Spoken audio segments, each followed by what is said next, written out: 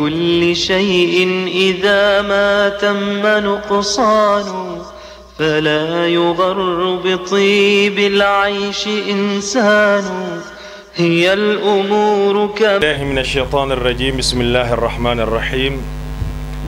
حمدا لله وصلاة وسلاما على المبعوث رحمة للعالمين صفوة المرسلين محمد ابن عبد الله وعلى آله وأصحابه ومن تبعهم بإحسان إلى يوم الدين. أما بعد فالسلام عليكم ورحمة الله وبركاته. Je remercie premièrement Allah Azza wa Jal qui nous a facilité de nous rassembler ici devant cette chaufferie pour aborder des thèmes d'une grande portée, des thèmes importants qui concernent, n'est-ce pas, la paix et la sécurité. Moi on m'a dit que je parle de la sécurité, il se pourrait qu'on a dit au chef de pays à la kulli hal, la sécurité c'est la conséquence de la paix. De toutes les façons c'est inéluctable, ça va de pair, puisque pour parler de véritable paix il faut parler également de sécurité. Moi je vais donc aborder le thème de la sécurité comme l'information qui m'est parvenue par rapport à cette conférence. Nous savons tous que la sécurité est un élément fondamental dans la vie du croyant, dans la vie de la société, dans l'édification d'une nation. Les micros, peut-être, on doit... Je vais d'abord commencer par la définition de la sécurité pour que vous compreniez sa portée. La sécurité est définie, ma'na al-amn est définie comme at-tumaninatu an-nafs, d'abord sur le sens, n'est-ce pas, linguistique, c'est-à-dire la quiétude de l'âme, la tranquillité de l'âme, la tranquillité d'une personne. Vous savez, lorsque vous allez parler de tranquillité, il y a beaucoup d'éléments qui viennent. L'assurance, la confiance, la quiétude, tout cela entre dans le sens, n'est-ce pas, de la sécurité. C'est la raison pour laquelle on a dit la sécurité a la relation avec le présent et le futur. C'est la raison pour laquelle les savants l'ont défini comme un élément fondamental dans la vie de l'homme. C'est pour ça qu'ils ont appelé ça une nécessité vitale. Dans le Coran, le terme al-amnu est venu, le terme al-amanatu est venu.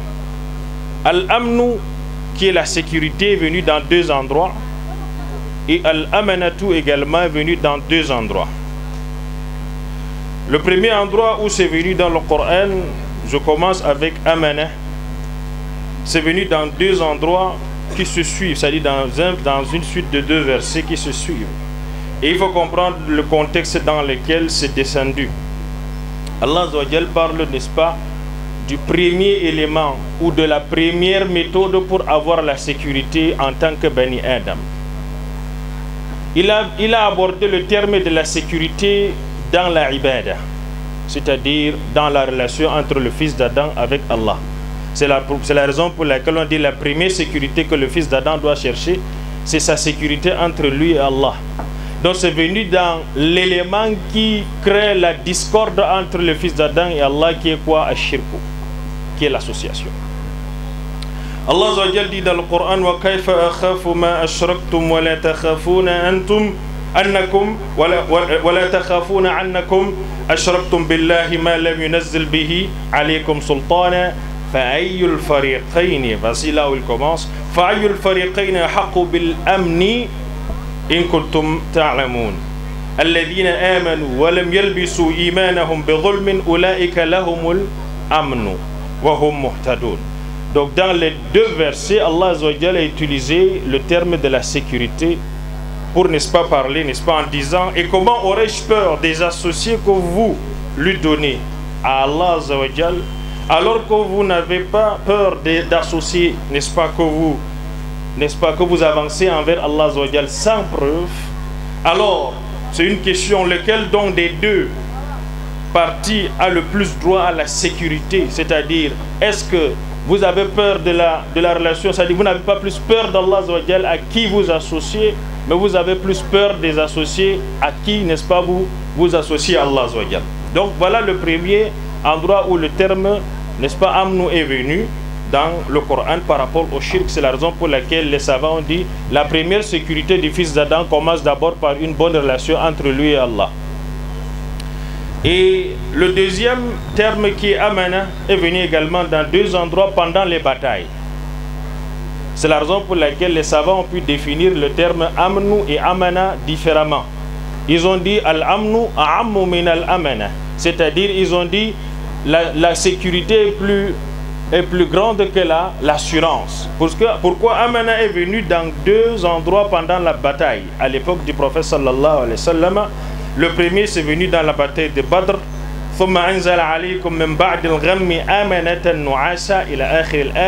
Allah donc a dit, puis il fit descendre sur vous, après l'angoisse, n'est-ce pas, la tranquillité.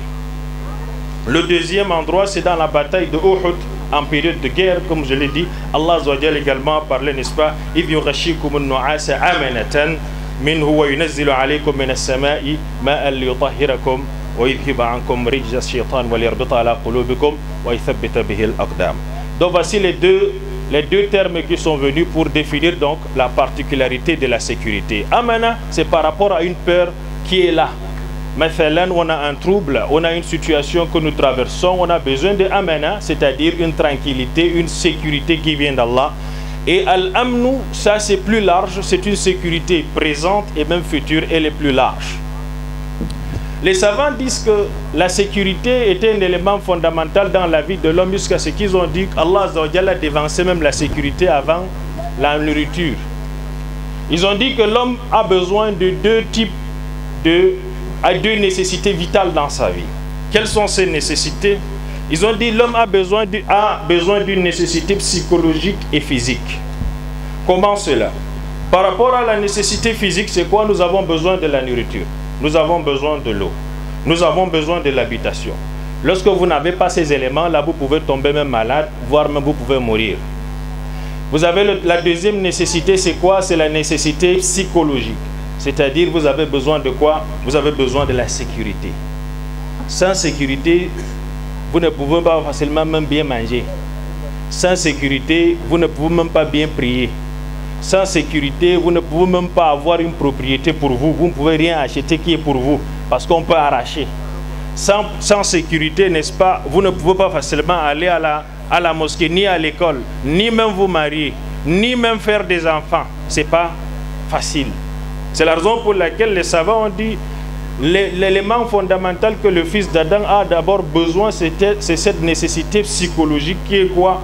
La sécurité. Vous avez besoin de l'affection, vous avez besoin de la liberté, parce que sans sécurité, vous n'avez pas de liberté. Et les savants disent que lorsque vous avez le manque de ces choses, vous serez comment? Vous allez avoir des troubles. Et quels sont ces troubles? Vous allez avoir des troubles graves, comme quoi? Vous serez triste, il y aura la tristesse, il y aura l'angoisse. Lorsque quelqu'un n'est pas en sécurité, il sera même une personne qui peut facilement être, n'est-ce pas, dans la tristesse, dans l'angoisse, et il peut être un paranoïa. Vous n'avez jamais vécu dans les pays voisins, par exemple, il y a ici à côté le pays voisin dans lequel on contrôlait beaucoup les visas. Pour ceux qui ont fait la Guinée équatoriale à l'époque, il y a des gens qui dorment deux fois, vous voyez, ils sautent, ils courent, ils commencent à courir. Pourquoi? Parce que le contrôle, les papiers. Quelqu'un est là, il est en train de marcher, mais il n'est pas tranquille, il regarde à tout moment. Dès qu'il voit une voiture, même des policiers qui passent là, il commence à courir parce qu'il a peur. C'est-à-dire, vous êtes dans un environnement, mais vous ne pouvez pas marcher. Vous ne pouvez pas vous épanouir. À tout moment, on peut vous ramasser, on vous jette à l'aéroport comme vous êtes là, sans que vous ne ramassez même votre valise. Parce que vous n'avez pas la sécurité dans vous. Donc, vous allez les voir, ils sont là. Ils supportent parce qu'ils ont un peu, ils gagnent un peu, et dès qu'ils ont un peu, ils sont là toujours. Et ça crée des angoisses, la tristesse. Et lorsque vous êtes quelque part où vous n'êtes pas en sécurité, vous ne pouvez pas vous épanouir. Même dans le foyer, c'est la raison pour laquelle, vous savez, la première des choses que l'islam est venu apporter à l'humanité, c'est d'abord cette sécurité-là. la sécurité avec Allah Azza wa Jal. Pourquoi? Généralement, on dit que la sécurité, c'est la conséquence de la paix, n'est-ce pas? Mais je vais vous dire quelque chose. Ce sont les lois qu'on établit qui donnent la sécurité aux gens. Lorsque les lois qu'on établit ne donnent pas la sécurité, puisque c'est un sentiment, la sécurité. Vous allez voir tous les éléments que j'ai cités ici, ce sont les sentiments. Vous imaginez une personne, mathalan, qui épouse une femme et qu'il doute de cette femme. Qu'il doute que cette femme-là est dangereuse. Cette femme, mathalan, lui trompe. Cette femme-là peut facilement, c'est celle-là qui vole son argent à la maison ou qui est capable de faire telle chose. Est-ce qu'il sera tranquille dans son esprit? Il ne sera pas. Donc, il n'aura pas dans ce qu'on appelle la sécurité. C'est la raison pour laquelle Allah, lorsqu'il a utilisé les termes du mariage, lorsqu'il a parlé wa min ayatihi an khalaqa lakum min anfusikum azwajan litaskunu ilayha. Les ulama disent que pour qu'il y ait une cohabitation, il faut qu'il y ait d'abord la sécurité. Et qui dit sécurité dit confiance. Parce que vous savez que dans un foyer, lorsqu'il n'y a pas la sécurité, ça veut dire que l'homme ne fait pas confiance à sa femme. Il sait que lorsqu'il voyage, il peut laisser ses affaires, ou il sait que sa femme, c'est-à-dire que ce qu'il a comme richesse est en sécurité, il ne sera jamais en paix. C'est la raison pour laquelle Allah, dans ce terme de taskunu ilayha, il y a le terme, n'est-ce pas, de la sécurité qui doit exister même dans un foyer entre l'homme et la femme, où l'homme sécurise la femme et la femme sécurise l'homme. C'est pour cela que les savants ont dit, Allah dans le Coran a dévancé même la sécurité par rapport au manger et à la boisson. Où vous allez voir ça où Allah a utilisé les opposés de ces termes. Allah a dit dans le type d'épreuves qu'il va nous éprouver, c'est-à-dire le type, n'est-ce pas, d'épreuves qu'il va nous lancer, il a dit quoi? وَلَنَبْلُوَنَّكُمْ بِشَيْءٍ مِّنَ الْخَوْفِ وَالْجُوعِ وَنَقْصٍ مِّنَ الْأَمْوَالِ وَالْأَنفُسِ وَالثَّمَرَاتِ. Allah dit, il va vous éprouver par quoi? Par la peur.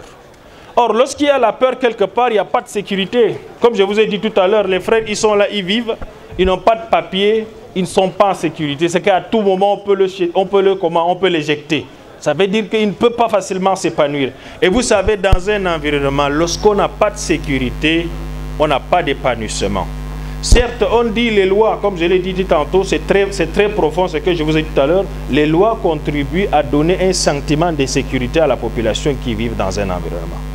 Si la loi ne vous permet pas d'avoir la sécurité, c'est que vous ne pouvez pas vous épanouir.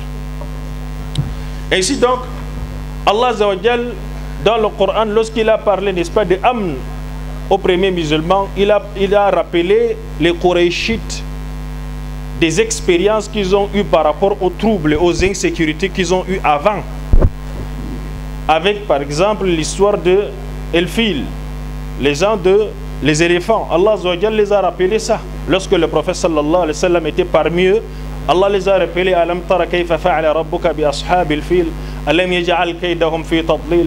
À l'époque là, ces derniers là, ils adoraient les idoles, mais Allah a sécurisé sa maison pour leur montrer que non, sa maison là c'est une maison de sécurité. Et il l'a confirmé plus loin, n'est-ce pas, dans le Coran, awalam yaraw anna ja'alna haraman amina. C'est-à-dire cet endroit là, c'est un endroit de sécurité. Allah qui sécurise d'abord, c'est lui qui est le premier à donner la sécurité. C'est la raison pour laquelle parmi les éléments fondamentaux dans le classement des éléments qui contribuent à donner la sécurité à une population, c'est quoi d'abord? C'est d'avoir une bonne relation avec Allah. C'est d'abord ça. Tous les anciens peuples qui ont disparu, ce sont les peuples qui se sont éloignés de la tawhid. C'est la raison pour laquelle on dit la tawhid est le vecteur principal qui amène la sécurité déjà au niveau des individus et la sécurité même dans la société. Pourquoi? Parce que lorsqu'on parle de tawhid, on parle déjà de quoi? De l'adoration d'Allah, donc de respect des lois d'Allah, de l'application, n'est-ce pas, de ces lois là où on se trouve et partout où on va. C'est pour ça qu'Allah a dit awalam yaraw anna ja'alna haraman amina wa yatakhattafu an-nasu min hawliha afa bil batil yu'minuna wa bi ni'matillahi yakfurun. Donc Allah rappelle à ces derniers là qu'il y a une époque, Allah a sécurisé cette zone. Et lorsque l'islam est venu, l'islam a sécurisé. Pourquoi? Parce que les tribus, à l'époque, lorsque le prophète est venu, là, il a commencé avec la prédication, il est arrivé à Médine, il a trouvé que c'était des gens qui étaient chaque jour dans la bataille. Les tribus bagarraient entre eux. Pourquoi? Parce qu'il y avait ce qu'on appelle le tribalisme, qui est une des gangrènes, un des virus qui ne contribue pas à la sécurité. Allah les rappelle qu'il y avait les enlèvements des gens. Vous ne pouvez pas sortir comme ça, vous voyagez facilement de Mecca à Médine en sécurité. Pourquoi? Parce qu'il y a les coupeurs de route, il y a des gens qui peuvent vous faire de mal, qui peuvent arracher vos biens. C'est la raison pour laquelle il fallait une certaine sécurité pour voyager. Allah les rappelle cette situation qu'ils ont vécue, cette expérience qu'ils ont eue. Et l'avantage que l'islam les a amenés en les donnant la sécurité qui est quoi? La bonne tawhid, qui est le la ilaha illallah Muhammad Rasulullah sallallahu alayhi wa sallam. Cette expérience qu'ils ont donc eue, Allah les rappelle que voilà l'avantage que vous avez eu avec l'islam qui vous a amené quoi? La paix. Pourquoi? Parce que vous étiez des personnes qui bagarraient entre tribus. C'est la raison pour laquelle les savants ont dit, dans le classement des éléments qui détruisent, qui amènent l'insécurité, il y a la première des choses, je vous ai dit, c'est quoi? C'est le shirk billah. Lorsque vous associez Allah Azza wa Jal, automatiquement il y aura insécurité déjà, parce que la colère d'Allah va descendre là-bas. La deuxième des choses, c'est le manque de respect de la législation. C'est-à-dire, lorsque on ne respecte pas la loi qui est établie, alors là, il y aura insécurité. Personne ne sera en sécurité. Mais imaginez-vous un environnement où on ne respecte aucune loi. Qui peut vivre? C'est la jungle, non? Ça veut dire que si vous avez raison, on ne va jamais vous donner raison. Vos biens, on peut les arracher à tout moment. La loi ne peut pas vous défendre pour arracher vos biens. C'est que vous n'êtes pas en sécurité. Parce que c'est la loi qui contribue à amener la sécurité d'un individu. Quelque part après la tawhid, après l'adoration, n'est-ce pas, d'Allah. Le troisième élément, c'est quoi? C'est le tribalisme. À l'époque du prophète sallallahu alayhi wa sallam, il a trouvé les tribus de Médinois là. Chaque fois, ils étaient en train de bagarrer. Allah a amené, n'est-ce pas, ce prophète pour mettre, n'est-ce pas, la paix entre eux. Allah a dit, n'est-ce pas, wa'tasimu bihablillahi jami'a wa la tafarraqu wadhkuru ni'matallahi alaykum idh kuntum a'da'a fa allafa bayna qulubikum fa asbahtum bi ni'matihi ikhwana wa kuntum ala shafa hufratin minan nari fa anqadhakum minha. Donc Allah les rappelle la vie qu'ils vivaient à cause du tribalisme, qui est un élément qui ne les donnait pas la sécurité. Ça veut dire que si tu veux quitter de ta tribu pour aller de ton quartier, pour aller quelque part, il faut que tu sois accompagné de tes frères. C'est la raison pour laquelle, dans les éléments qui doivent contribuer à ce qui est une sécurité, il ne faut pas qu'il y ait le tribalisme dans une société. S'il y a le tribalisme, il n'y a pas de sécurité, il n'y a pas de méritocratie, il n'y a absolument rien. Également, comme élément que les savants nous ont rappelé, qui contribue également à avoir, n'est-ce pas, de la sécurité, c'est la lutte contre la corruption. Vous savez, la corruption est une gangrène qui nuit au bien, qui nuit à l'intelligence même, qui nuit aux efforts physiques. Vous savez, lorsqu'un environnement est corrompu, c'est un environnement dans lequel automatiquement il y aura des insécurités. Pourquoi? Je vous donne un exemple. Vous allez à l'école, vous fréquentez, vous avez tous les éléments requis pour pouvoir réussir dans la vie, comme on dit, pour pouvoir être quelque part. Mais la corruption vous empêche, n'est-ce pas, d'avoir cela. Comment? Parce que vous allez fréquenter, vous allez faire les examens, vous allez faire, pardon, on appelle ça comment, les concours. Mais si vous n'avez pas l'argent pour pouvoir payer, vous n'allez pas avoir ce poste. Qu'est-ce qui va se passer? Vous allez vous retrouver lésé. Et vous allez vous retrouver dans le chômage. Et si vous n'avez pas la foi, vous allez faire comment? Vous allez vous retrouver là où il ne faudrait pas. Soit vous serez un bandit, soit vous serez un escroc, soit vous serez un féman, soit vous serez comment, une personne qui n'a pas d'avenir.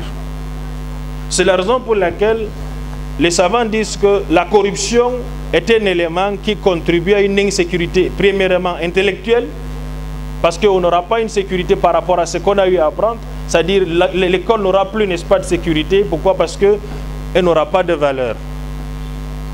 C'est l'élément qu'ils ont eu à rappeler. Également, la sécurité est un élément fondamental dans la paix sociale, dans la paix mondiale et dans la paix des consciences. Je vais m'expliquer. Pour avoir déjà la paix interne, ce qu'on appelle la sécurité interne, il faut déjà avoir une bonne relation avec Allah Azza wa Jal. Il faut déjà être une personne qui n'est pas injuste vis-à-vis, n'est-ce pas, des autres. là vous allez avoir ce qu'on appelle une paix interne, ce qui est quoi? Un élément, une conséquence, n'est-ce pas, de la sécurité interne. Le deuxième élément par rapport à la paix sociale, je vous ai dit, une société dans laquelle on ne respecte pas les lois, mathalan, c'est une société également qui est vouée à une insécurité. Pourquoi? Parce que les lois qu'on va voter, par exemple, les lois qu'on va voter pour, par exemple, élire telle personne, ou pour nommer telle personne, ou pour faire telle chose seront piétinées, les gens vont refuser les résultats, mathalan, d'une élection ou d'une situation donnée, et puis automatiquement on sera dans une société où on ne peut pas élire quelqu'un légalement. Et c'est la jungle totale dans la société. C'est la raison pour laquelle... Je veux savoir, dès combien de minutes là? Combien de minutes? 10 minutes. Merci. C'est la raison pour laquelle nos savants ont dit, parmi les éléments fondamentaux, n'est-ce pas, pour une bonne sécurité, il faudrait, n'est-ce pas, qu'il y ait le respect, n'est-ce pas, de ces lois-là pour pouvoir avoir la stabilité. À l'époque du prophète sallallahu alayhi wa sallam, Allah Azza wa Jal a rappelé aux premiers musulmans l'importance de la sécurité avec quoi? Avec la venue, n'est-ce pas, du Coran et de la sunna du prophète. Les savants disent que la seule loi qui peut amener la première sécurité, c'est d'abord le Coran et la sunna. Pourquoi? Parce que seul Allah Azza wa Jal connaît ce qu'il a créé. Seul Allah Azza wa Jal connaît la créature qu'il a eu à créer, et seul lui connaît la loi qui peut lui confier, qui peut lui donner quoi? La sécurité et la paix sur terre. C'est la raison pour laquelle, en tant que musulmans, nous on dit toujours, pour qu'on ait une véritable société où il y a une sécurité totale, il faut que cette société-là rentre à chaque fois vers la loi d'Allah Azza wa Jal pour pouvoir, n'est-ce pas, être en conformité, pour être en sécurité. Pourquoi? Tout ce que le fils d'Adam fait ne sera jamais parfait à 100%. C'est-à-dire les lois qu'on va faire seront des lois approximatives et qui doivent être à chaque fois révisées et revues afin que, n'est-ce pas, la société ait une stabilité. Je vais dire partielle. Je vous donne un exemple. Dans certains pays, même les plus développés, vous allez vous rendre compte qu'il y a un problème d'insécurité sur plusieurs endroits. Vous savez, par exemple, les États-Unis, je prends un exemple, où on considère qu'il est le pays le plus puissant, mais c'est le pays où on a le plus de suicides. Les suicides, c'est-à-dire les gens se suicident beaucoup là-bas. À cause de quoi? Pour plusieurs raisons. D'abord, déjà, on manque, n'est-ce pas, ce qu'on appelle une éducation de base. Il manque ce qu'on appelle la tawhid. Vous savez, Allah Azza wa Jalla a mis un grand remède dans la tawhid, un grand miracle. Lorsque quelqu'un n'a pas de base spirituelle, il ne peut pas être en équilibre avec lui-même. Quelle qu'en soit la richesse qu'il peut avoir, il ne sera jamais en équilibre avec lui.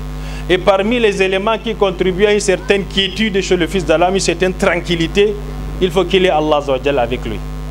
Il faut qu'il soit en conformité. Vous vous rappelez, il y a dans les années 2000, le plus riche, je peux dire, il fait partie des plus riches parce que c'était le directeur d'une des sociétés les plus puissantes du monde, la société Enron, qui est dans l'électricité. La société d'électricité des États-Unis. Lui, c'était le directeur. On dit que son compte bancaire peut nourrir le Cameroun, c'est-à-dire peut nourrir notre pays, là, c'est-à-dire son compte bancaire. Notre budget annuel, là, ça peut faire 4 fois. Donc vous connaissez qu'on était à 4000 milliards. Mais dans son compte bancaire, lui seul, il avait il avait cet argent-là. Ça veut dire que lui seul, là, il peut nous financer. Bon, nous, on se dit qu'avec tout ce qu'il a, c'est ce qu'on convoite, n'est-ce pas? Mais même comme ça, avec tout ce qu'il a, il est allé dans sa propre voiture, il a écrit une lettre, il en a marre de la vie, et il a pris son père, il s'est suicidé. Bon, maintenant, on va se poser la question, mais avec tout ce qu'il a comme richesse, comment il se suicide? C'est qu'il manque un équilibre spirituel, en fait. Même les savants ont fait cette expérience, ils se sont rendus compte que tous les croyants, c'est-à-dire, ça c'est un docteur toujours américain qui a fait cette expérience, il a pris près de 1500 personnes qu'il a eu à visiter, il s'est rendu compte que les gens qui ont une bonne tawhid, qui ont la foi, ce sont des gens qui ne sont pas exposés à ce qu'on appelle le suicide. Pourquoi? Parce qu'Allah Azza wa Jalla les a donné ce qu'on appelle la tranquillité, qui est une forme de sécurité, ce qu'on appelle al-amana. Or, c'est la raison pour laquelle la sécurité, c'est seul Allah Azza wa Jalla qu'on doit demander. Première chose, c'est d'aller demander à Allah Azza wa Jalla de nous donner la sécurité. Mais pour avoir cela, il faut qu'on soit en conformité avec la loi d'Allah Azza wa Jal. C'est-à-dire, on ne piétine pas la loi d'Allah Azza wa Jal pour avoir la sécurité. Sinon, rentrez dans l'histoire, vous allez voir. Tous les peuples qui ont été décimés, il y a eu les grands peuples qui ont existé à la surface de la terre. Ils ont été détruits à cause de quoi? Du péché. Ils sont allés à l'encontre de la loi d'Allah. Regardez, Allah Azza wa Jal a dit فَكُلًّا أَخَذْنَا بِذَنْبِهِ. Chaque peuple, on l'a pris en fonction de son péché. Ils ont été détruits. Ils n'ont pas eu de sécurité, la sécurité qu'ils croyaient avoir à partir de leur force ou à partir de leur intelligence. Ils ont été détruits. فَمِنْهُمْ مَنْ أَرْسَلْنَا عَلَيْهِ حَاصِبًا وَمِنْهُمْ مَنْ أَخَذَتْهُ الصَّيْحَةُ وَمِنْهُمْ مَنْ خَسَفْنَا بِهِ الْأَرْضَ وَمِنْهُمْ مَنْ أَغْرَقْنَا. Donc, chaque peuple, en fonction de l'injustice ou de la manière selon laquelle elle se comportait, du péché qu'elle faisait, c'est comme cela qu'Allah s'est occupé de ce peuple-là. C'est la raison pour laquelle notre première sécurité, c'est d'abord Allah Azza wa Jal. Être en conformité avec la loi d'Allah, c'est l'élément qui nous confère d'abord la première sécurité. Et quelqu'un qui est en conformité avec la loi d'Allah, il sera honnête. Ça veut dire qu'il ne va pas encourager la corruption. Il sera sincère dans tout ce qu'il fait, il ne va pas aimer le tribalisme. Il sera là pour aider. Qui mérite, il lui donne. Il va respecter la méritocratie. Et il ne sera pas, il ne va pas se pencher quelque part pour, n'est-ce pas, piétiner les autres. Là, quelqu'un qui est en conformité avec la loi d'Allah, il ne va pas voler. Ça veut dire qu'il ne va pas déséquilibrer l'économie d'une société. Vous savez, il y a des personnes qu'on nomme à des postes, n'est-ce pas, par confiance. Mais ils viennent détourner les fonds d'une société. Et ces gens-là vont rendre compte à Allah Azza wa Jal. Le micro là, des problèmes par moment, n'est-ce pas? Donc, c'est la raison pour laquelle être en conformité avec la loi d'Allah nous permet, n'est-ce pas, d'avoir la plus grande des sécurités. Également, quelqu'un qui est en conformité avec la loi d'Allah, automatiquement, quelle est la puissance qui est capable de nous donner la meilleure sécurité si ce n'est qu'Allah? Même si on a un élément, un individu injuste qui va amener l'insécurité dans une société, on fait la doua. La doua, c'est al-mu'min. Nous savons que la doua a changé des sociétés qui étaient dans les troubles dans une société, n'est-ce pas, ou d'insécurité dans les sociétés, n'est-ce pas, de sécurité. Pourquoi? Parce que si vous avez même une personne qui ne veut pas respecter la loi, qui doit donner la société, qui doit donner à la société la sécurité, faites seulement la doua. Fodel ibn Iyad n'a-t-il pas dit qu'il a dit que s'il avait un doua mustajab, il devait seulement invoquer pour le dirigeant. Si le dirigeant il est bon, la société également sera comment? Sera bon. Pourquoi? Parce que le dirigeant, c'est celui-là qui a la amana de toute la société dans ses mains. C'est-à-dire que s'il respecte la loi qui est dans ses mains, c'est-à-dire qui est appliquée ou qui doit être appliquée, il y aura la sécurité pour tout le monde. Parce qu'il doit contribuer à ce que la loi soit appliquée afin qu'il y ait la sécurité pour tout un chacun. N'oublions pas, la sécurité est un sentiment. C'est-à-dire, lorsque tu es quelque part, tu te sens en sécurité en fonction des lois qui sont appliquées, en fonction de ce que tu vois autour de toi, c'est ça qui te sécurise. Tu te dis qu'alhamdulillah, je suis en sécurité dans mon pays, je suis comme ça en sécurité dans tel environnement, je suis en sécurité dans mon foyer, je suis en sécurité dans mon travail, je suis en sécurité dans mes activités. C'est en fonction des lois qui s'y trouvent. Mais comme je vous ai dit, ma conclusion doit être faite sur quoi? La sécurité de l'individu, c'est-à-dire sa paix interne, la sécurité de la société, la sécurité du monde entier ne pourra être acquise sans Allah Azza wa Jal, parce que c'est lui qui a créé. Et pour qu'on ait une bonne sécurité, il faut qu'on soit en conformité avec la loi d'Allah. D'abord, c'est elle qui va nous donner la sécurité. Sans ça, même si on respecte n'importe quel type de loi, ces lois-là, ce sont les lois humaines, elles sont imparfaites. Et deux fois, elles ne contribuent pas, n'est-ce pas, à ce que la sécurité y soit, parce qu'il y a des injustices qui sont là. Et par conséquent, on va se retrouver dans une société d'insécurité, qu'Allah nous en préserve. Voilà un peu ce que je voulais apporter ce soir. Wassalamu alaikum wa rahmatullahi wa barakatuh.